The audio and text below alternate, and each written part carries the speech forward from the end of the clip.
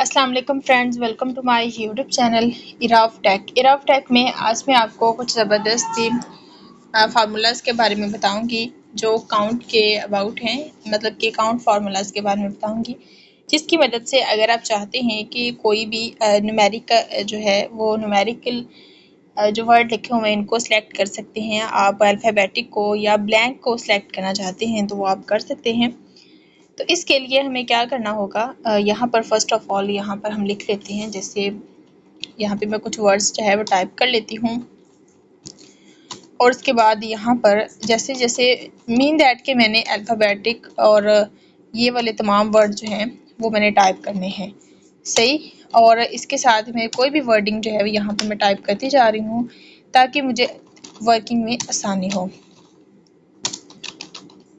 और यहाँ पर हम कुछ भी वर्ड जो है वो टाइप करते जा रहे हैं ताकि यहाँ पर क्योंकि हमने यहाँ पर सिलेक्ट करना है ब्लैक को। यहाँ पे मैं ये टाइप कर देती हूँ, उसके बाद कुछ भी मैं यहाँ पे टाइप कर देती हूँ, देन मैं यहाँ पे आ जाती हूँ।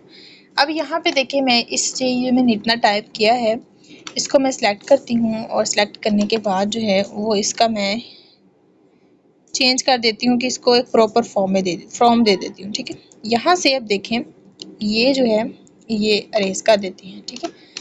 अब देखें यहाँ पर आ जाती हूँ और यहाँ पे मैं इसको सिलेक्ट करना है।